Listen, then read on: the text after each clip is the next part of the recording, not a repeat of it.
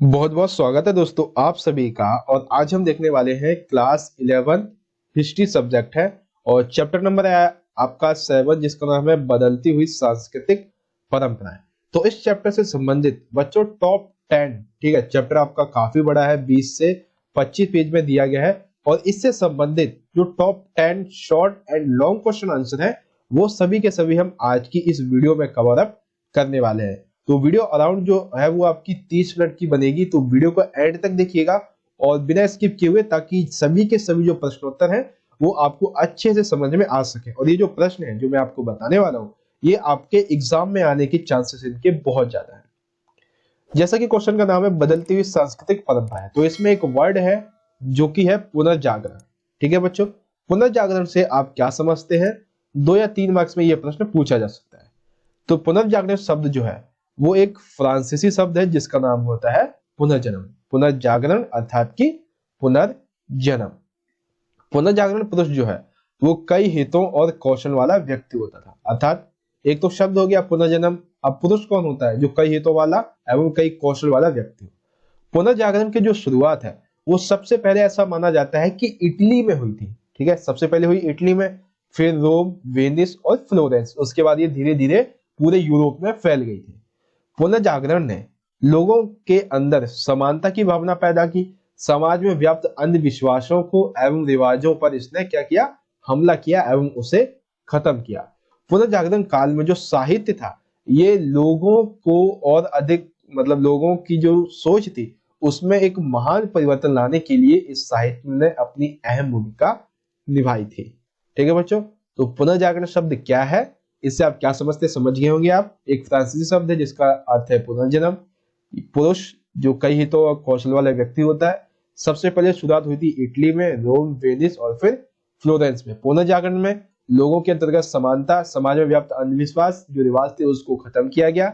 साहित्य ने लोगों की राजनीतिक सोच में महान परिवर्तन किया। तो ये हो गया आपका पुनर्जागरण शब्द से संबंधित।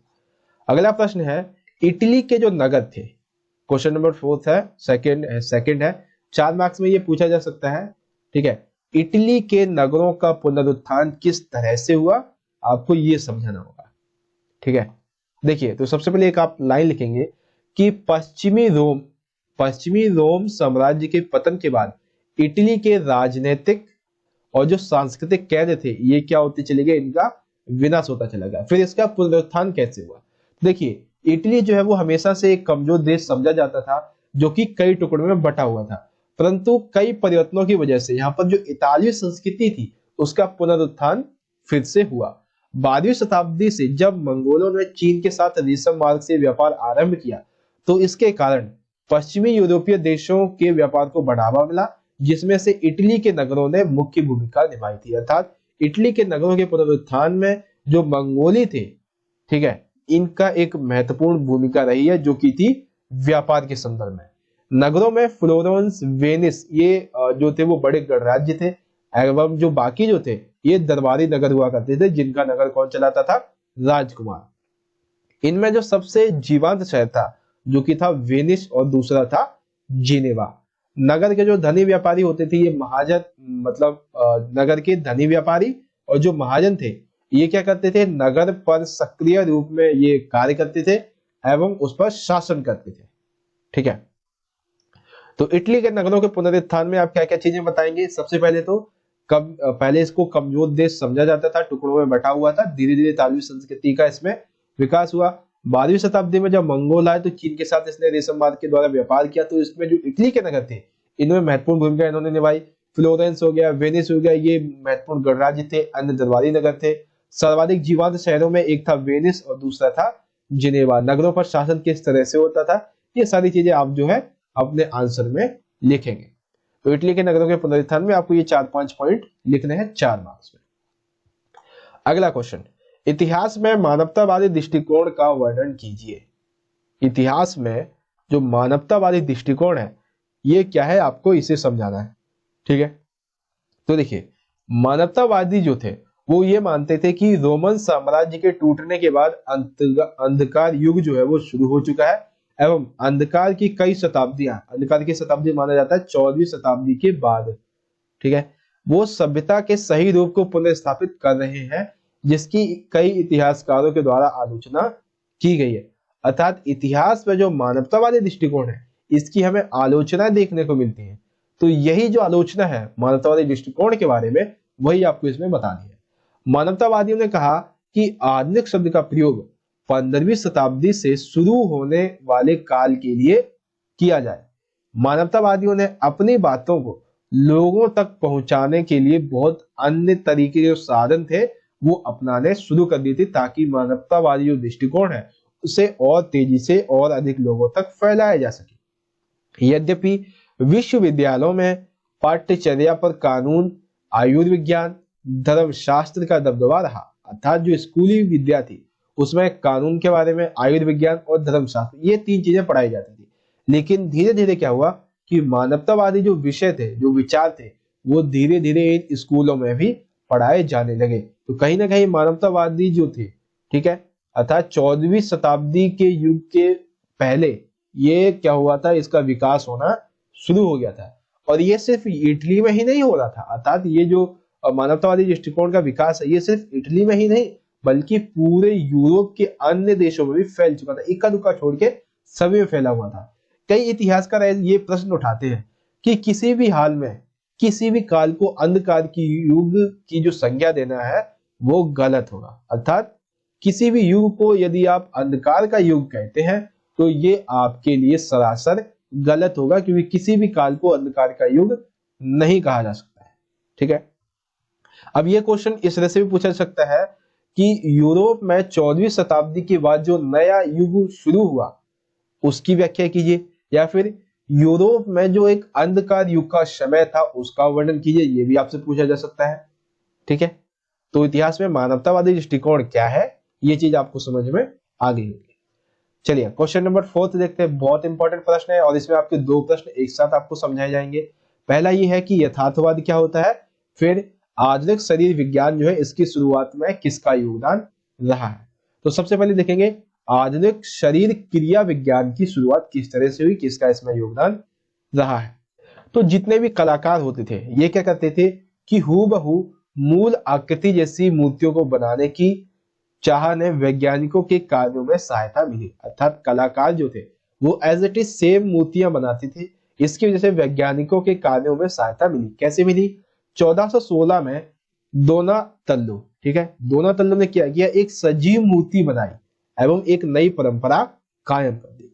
अब देखिए शरीर क्रिया विज्ञान की शुरुआत कैसे हुई। नर कंकालों के अध्ययन के लिए कलाकार आयुर्विज्ञान कॉलेजों की प्रयोगशालाओं में गए। ठीक है, यानी कि जो नरकंकाल थे जो हमें अवशेषों के दौरान मिले थे, उनके अध्ययन के लिए कलाकारों ने क्या किया, ये आयुर्विज्ञान के कॉलेजों में गए, उनकी प्रयोगशाला में गए जहाँ पे ये हड्डी वगैरह का आप परीक्षण कर सकते हैं। ऐसा ही एक उदाहरण है बेल्जियम मूल के आंड्रियस वेसेलियस। ठीक है, बेल्जियम मूल के आंड्रियस वेसेलियस ये जो थे वो पादुआ विश्वविद्यालय में कलाकार आयुर्विज्ञान के प्राध्यापक थे। ठीक है, ये पहले व्यक्ति थे जिन्होंने सूक्ष्म परीक्षण के लिए मनुष्य के शरीर की चीरफाड़ की थी। अर्थात मनुष्य की चीरफाड़ करने के बाद ही आधुनिक शरीर क्रिया विज्ञान की शुरुआत हुई। जो कौन थे? आंड्रियस वेसेलियस। कहां पे? पादुआ विश्वविद्यालय में। कहा था ये? बेल्जियम मूल का। ठीक है बच्चों, तो आधुनिक शरीर क्रिया विज्ञान की जो शुरुआत है वो किस तरह से हुई है, ये चीज आपको समझ में आ गई होगी। अगला है बच्चों यथार्थवाद। यथार्थवाद क्या होता है? ये तो यथार्थवाद जो है वो बहुत सारे विषय है। क्या विषय है? शरीर विज्ञान, रेखा गणित, भौतिकी, सौंदर्य की उत्कृष्ट भावना ने इतालवी कला को एक नया रूप दे दिया, जिसे बाद में क्या कहा गया? यथार्थवाद। एवं यह परंपरा 19वीं शताब्दी तक चलती रही। तो यथार्थवाद क्या है? शरीर विज्ञान, रेखा गणित, भौतिक, सौंदर्य, इन सभी की वजह से जो इतालवी कला का नया रूप उत्कृष्ट होकर सामने आया उसे यथार्थवाद कहा गया, जो कब तक चला? 19वीं शताब्दी तक। ठीक है बच्चों, तो सबसे पहले आधुनिक शरीर क्रिया विज्ञान की शुरुआत कैसी हुई ये आपको समझ में आया, और फिर यथार्थवाद क्या है। Question number 5। क्वेश्चन नंबर 5 जो है बच्चों ये 8 मार्क्स में भी पूछा जा सकता है आपका। क्या प्रश्न है कि यूरोप में मुद्रण क्रांति से आप क्या समझते हैं तथा इसके यूरोप में क्या परिवर्तन आए, या फिर 15वीं तथा 16वीं शताब्दी में यूरोप में मुद्रण क्रांति का वर्णन कीजिए। ये 8 मार्क्स में भी पूछा जा सकता है और 4 मार्क्स में भी। मैं आपको दोनों मार्क्स के जो आंसर है वो आपको समझाऊंगा। तो सबसे पहले देखेंगे मुद्रण क्रांति की शुरुआत कैसे हुई। तो सबसे पहला पॉइंट आप लिखेंगे इसमें कि यूरोपीय लोग जो थे वो अन्य लोगों के मुद्रण प्रौद्योगिकी के लिए चीनियों के तथा मंगोलों शासकों के ऋणी रहे। अर्थात यूरोपीय लोग जो थे वो भी क्या करना चाहते थे, मुद्रण प्रौद्योगिकी का विकास करना चाहते थे, नया उसमें परिवर्तन लाना चाहते थे। तो इसके लिए यूरोपीय लोग चीनियों तथा मंगोली शासकों के ऋणी रहे। क्यों रहे? 16वीं शताब्दी की क्रांतिकारी मुद्रण औद्योगिक क्रांति जो थी वो शुरू हुई। अर्थात 16वीं शताब्दी में एक क्रांतिकारी मुद्रण प्रौद्योगिकी की शुरुआत हुई। कैसे? सन 1455 में जर्मन मूल के जोहानेस गुटेनबर्ग, ठीक है, जोहानेस गुटेनबर्ग के द्वारा सबसे पहला छापाखाना खोला गया। उनके इस छापे खाने में, उनकी कार्यशाला में सबसे पहले बाइबल की 150 प्रतियां छापी गई। अर्थात देखिए, एक बाइबल जो थी, बाइबल मतलब 150 प्रतियां, मान लीजिए कि एक बाइबल के अगर आप 10 पेज भी मानते हैं, ठीक है, तो 150 बाइबल के कितने हो गए? 1500। तो ये क्या होता था कि मान लीजिए एक दिन में ये 1500 बाइबल जो थी वो छप जाती थी, 1500 पेज। वहीं एक भिक्षु जो था पहले के समय में क्या करता था, पूरे दिन में मात्र एक ही बाइबल लिख पाता था, ठीक है ना। तो ये जो चीज है, मुद्रण क्रांति की शुरुआत कुछ इस तरह से हुई, जिसमें आप लिखेंगे यूरोपीय लोग जो थे वो चीनी एवं मंगोली शासकों के सदा ऋणी रहे, क्योंकि जो मुद्रण क्रांति थी वो चीनियों की वजह से, मंगोली शासकों की वजह से शुरू हो पाई थी। 16वीं शताब्दी में ये क्रांति की शुरुआत हुई थी। 1455 में जर्मन मूल के जोहानेस गुटेनबर्ग के द्वारा सबसे बड़ा छापाखाना खोला गया, जिसमें 150 बाइबल की प्रतियां छापी गई, ठीक है। उसके बाद है कि मुद्रण जो था इसका क्या लाभ हुआ, अर्थात मुद्रित पुस्तकें जो थी इसका क्या लाभ हुआ, इसे समझाइए। तो मुद्रित पुस्तकें जो थी, यानी कि मुद्रण की वजह से मुद्रित पुस्तकें उपलब्ध होने लगी एवं उनका क्रय अर्थात उनको बेचा जाना संभव हो गया।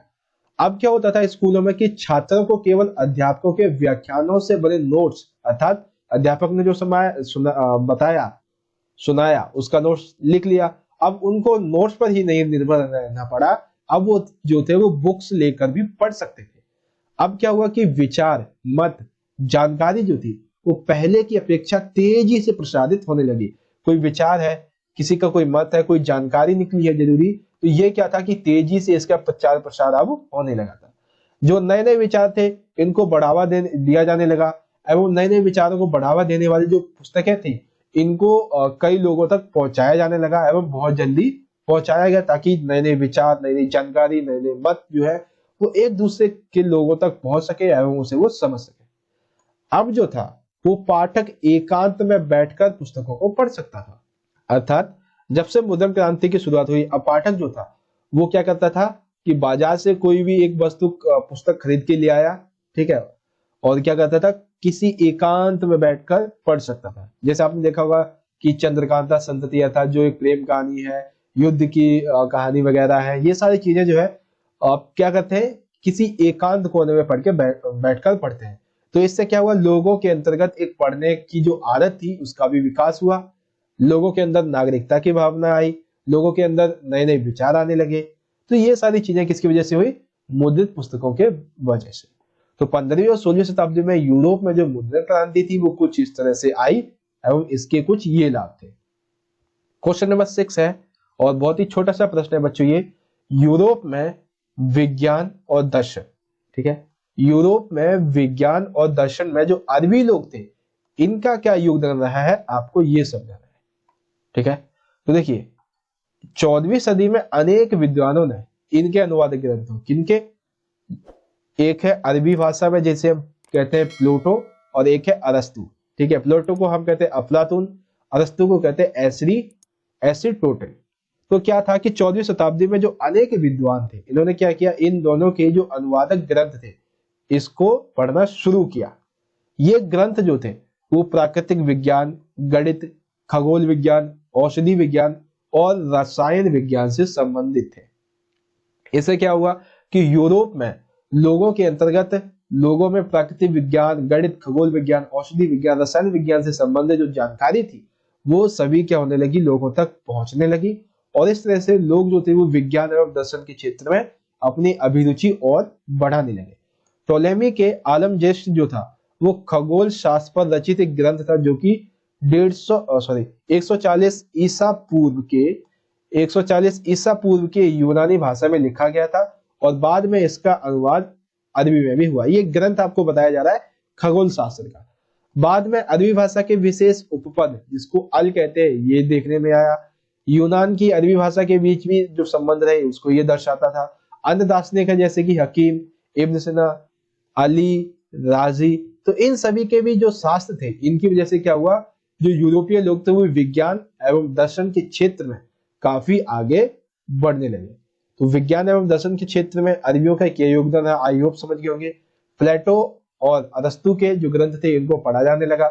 लोग जो थे वो प्राकृतिक विज्ञान, गणित, खगोल विज्ञान, औषधि विज्ञान, रसायन विज्ञान इससे संबंधित जो विषय है ये सारे इन सभी की जानकारी लेने लगे। इनका क्या होने लगा, प्रचार प्रसार होने लगा। टोलेमी के आलमजेस्ट जो कि खगोल शास्त्र पर रचित ग्रंथ था, ठीक है, इसके बारे में आपको समझ में आया। कुछ अन्य दार्शनिक थे जिसकी वजह से लोग जो थे वो विज्ञान एवं दर्शन में अधिक रुचि दिखा रहे थे। ठीक है बच्चों, क्वेश्चन नंबर 6 आपका कंप्लीट हो गया। क्वेश्चन नंबर 7 की बात करते हैं। 7 है कोपरनिकसीय क्रांति का वर्णन कीजिए। बहुत बड़ा प्रश्न है, बहुत अच्छा प्रश्न है। कोपरनिकसीय क्रांति का वर्णन कीजिए, या फिर ऐसे पूछा जाएगा ब्रह्मांड के प्रति कोपरनिकस के सूर्य केंद्रित सौर मंडलीय सिद्धांतों तथा ईसाई के विश्वास में अंतर स्पष्ट कीजिए। देखिए ये प्रश्न 8 मार्क्स में पूछा जाएगा जिसे हम नेक्स्ट वीडियो में देखेंगे और 4 मार्क्स के लिए हम इस वीडियो में देख लेते हैं। ठीक है, तो कोपरनिकसीय क्रांति के बारे में हम देखते हैं। सबसे पहले तो एक सेकेंड, हाँ देखिए जो ईसाई लोग थे वो ये मानते थे कि मनुष्य जो है वो पापी है और पृथ्वी पापों से भरी हुई है। पापों की अधिकता की वजह से ही जो पृथ्वी है वो स्थिर है। पृथ्वी ब्रह्मांड के बीच में स्थिर है जिसके चारों ओर खगोलीय ग्रह घूम रहे हैं। ये किसकी अवधारणा है, ये है ईसाइयों की अवधारणा। ठीक है, मनुष्य पापी है, पृथ्वी पापों से भरी हुई है, पापों की अधिकता के कारण ये पृथ्वी जो है वो एक ही जगह पर स्थित है और जो पृथ्वी है वो ब्रह्मांड के बीच में स्थित है जिसके चारों ओर अन्य खगोलीय ग्रह घूम रहे हैं। ये है ईसाइयों की अवधारणा। अब बात आती है कोपरनिकस की क्या अवधारणा है। ये कहते हैं कि पृथ्वी समेत जो सारे ग्रह हैं वो चारों ओर क्या करते हैं, परिक्रमा लगाते हैं। किसके चारों ओर, सूर्य के चारों ओर। ये किसका कहना है, कोपरनिकस का।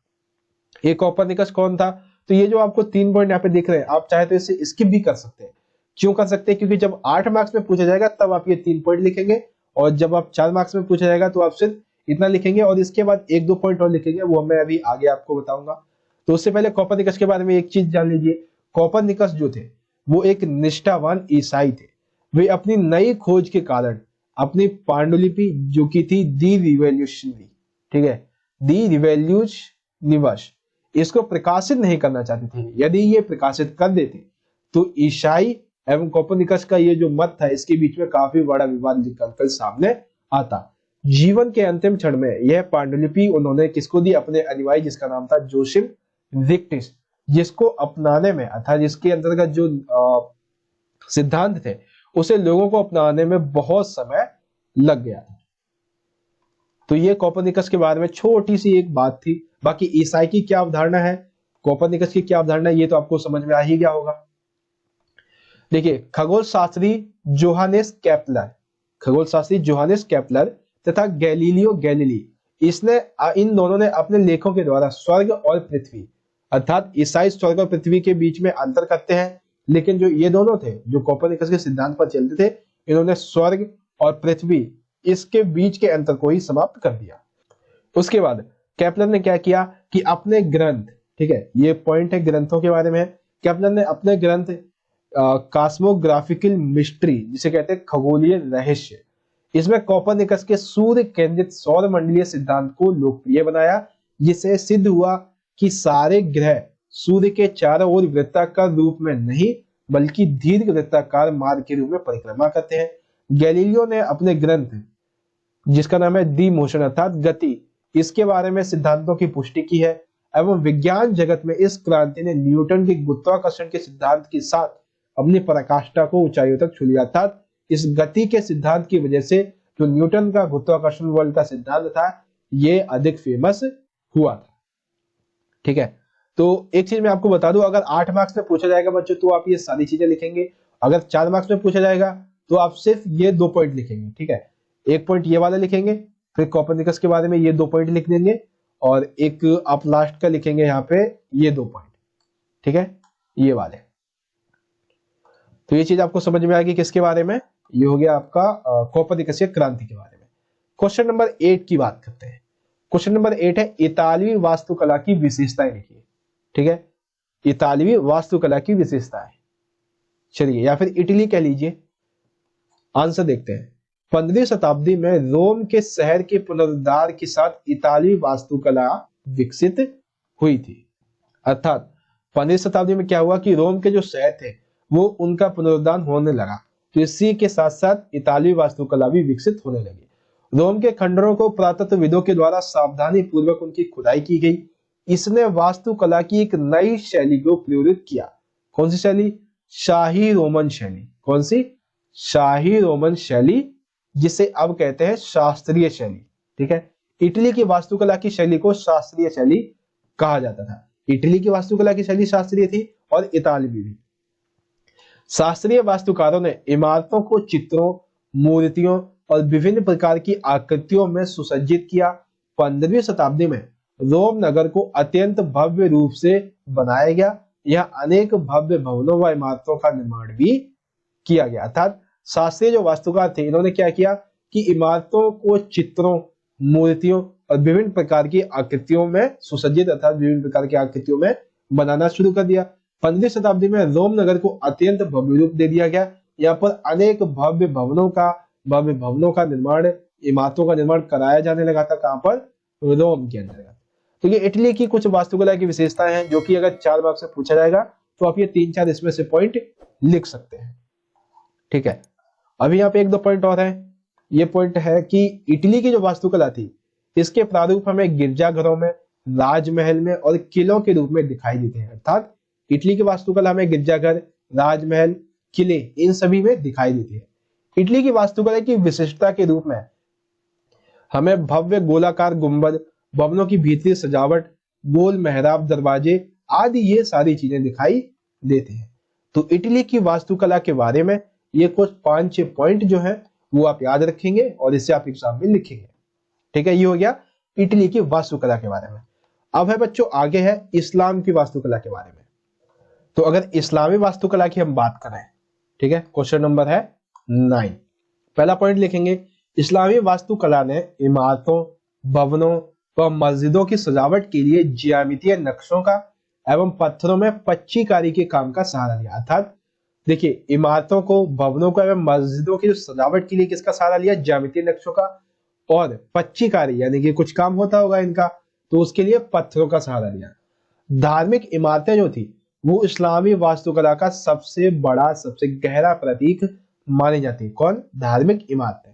इस्लामी वास्तुकला इस काल में अपनी चरम सीमा पे थी। कब? 15वीं शताब्दी में चरम सीमा पर थी। स्पेन से लेकर मध्य एशिया तक, यानी कि स्पेन से मध्य एशिया तक की जो मस्जिदें हैं, जो तीर्थ स्थल है, मकबरे हैं, ये सभी एक ही मूल डिजाइन में बनाए गए थे। जैसे कि मेहराब, गुंबद, मीनारें, खुले आंगन दिखाई देना और मुसलमानों की आध्यात्मिक और व्यवहारिक जरूरतों को व्यक्त करना, ठीक है। ये किसके तहत हुआ था? ये जो आकृतियां बनाई गई थी, इसके तहत। विशाल भवनों में बल्ब के आकार जैसे गुंबद होते थे, छोटी छोटी मीनारें हुआ करती थी, खोड़ों के घुरों के आकार के मेहराब होते थे, यानी कि छोटे छोटे मेहराब होते थे, मरोड़दार अर्थात घुमावदार खंभे होते थे, जो कि आश्चर्यचकित कर देने वाले होते थे। इसमें ऊंची मीनारें होती थी, खुले आंगन का प्रयोग होता था। इस्लामी वास्तुकला जो था, ये सारी चीजें इस्लामी वास्तुकला में नजर आती थी, ठीक है। तो इस्लामी वास्तुकला के बारे में एक बार सारे पॉइंट हम दोबारा से देख लेते हैं। देखिए, इस्लामी वास्तुकला में जो इमारतें थी, जो भवनें और ये मस्जिद है, इन सभी को ज्यामितीय नक्शों के आधार पर बनाया गया। धार्मिक इमारतें इसकी सबसे बड़ा प्रतीक मानी गई थी। इस्लामी वास्तुकला जो थी वो इस काल में अर्थात 15वीं शताब्दी में अपनी चरम सीमा पर थी। स्पेन से लेकर मध्य एशिया तक की जो मस्जिदें हैं, जो तीर्थ स्थल थे, मकबरे थे, ये सभी एक ही मूल डिजाइन में क्या क्या सम्मिलित था? मेहराब सम्मिलित है, गुंबद, मीनार और खुले आंगन। तो स्पेन से लेकर मध्य एशिया तक की जो मस्जिदें थी ये सभी मुसलमानों की आध्यात्मिक और व्यवहारिक जरूरतों को व्यक्त करती थी। और यहाँ पे मस्जिदों के अलावा कुछ बड़े बड़े भवन भी होते थे, इसमें बल्ब के आकार के गुंबद होते थे, छोटी मीनारें होती थी, कुछ मेहराब होते थे छोटे छोटे, और कुछ खंभे होते थे जो कि घुमावदार हमें देखने को मिलते थे। ठीक है बच्चों, तो इस्लामी वास्तुकला की ये सारी विशेषताएं आप लिखेंगे। तो एक बार फिर से हम देख लेते हैं आज की इस वीडियो में हमने कौन कौन से क्वेश्चन जो है वो आपके कंप्लीट किए हैं। सबसे पहला प्रश्न देखा हमने बच्चों, पुनर्जागरण से आप क्या समझते हैं। दूसरा प्रश्न, इटली में नगरों का पुनरुत्थान किस तरह से हुआ है। तीसरा प्रश्न, इतिहास में मानवतावादी दृष्टिकोण क्या है, इसके बारे में। यथार्थवाद क्या है, आधुनिक शरीर क्रिया विज्ञान से आप क्या समझते हैं। यूरोप में मुद्रण क्रांति से आप क्या समझते हैं, या फिर 15वीं तथा 16वीं शताब्दी में यूरोप में मुद्रण क्रांति का वर्णन कीजिए। ठीक है, क्रांति की शुरुआत एवं इसके लाभ क्या हुए। यूरोप में विज्ञान और दर्शन में जो अरबी लोग थे इनका क्या योगदान है ये समझना है हमने। और फिर कोपरनिकस की क्रांति क्या थी, इस चीज को हमने जाना। क्वेश्चन नंबर 8 हमने देखा इटली की जो वास्तुकला है इसकी विशेषताओं के बारे में। फिर लास्ट क्वेश्चन हमारा था इस्लाम की वास्तुकला की विशेषताओं के बारे में। तो बच्चों आज का हमारा वीडियो यहाँ पे खत्म होता है। अगर आप सभी को आज की वीडियो हमारी अच्छी लगी हो तो वीडियो को लाइक जरूर करें, अपने दोस्तों के साथ भी ज्यादा से ज्यादा जरूर शेयर कीजिएगा। और बच्चों कमेंट करके बताइएगा कि आपको क्वेश्चंस को समझाने का तरीका जो है, लिखने का जो तरीका है वो आपको समझ में आया है या नहीं आया है। और भी आपका अगर कोई सुझाव है तो आप वो हमें कमेंट बॉक्स में पूछ सकते हैं। आपका कोई सवाल या कोई जवाब है तो कमेंट बॉक्स में बता दीजिएगा। अगर चैनल पे पहली बार आ गए हैं तो चैनल को भी सब्सक्राइब कर लीजिए और ऑल बेल पे क्लिक करके सेट कर दीजिएगा ताकि आने वाली जो हमारी वीडियोस है उसकी नोटिफिकेशन आप तक पहुंच जाए। हमारे सोशल मीडिया अकाउंट्स के जो लिंक है वो आपको वीडियो के डिस्क्रिप्शन बॉक्स में मिल जाएंगे, वहां से हमें जरूर फॉलो कर लीजिएगा। चलिए दोस्तों, खुश रखिए, सभी को खुश रखिए, पढ़ते रहिए। धन्यवाद। जय हिंद, वंदे मातरम।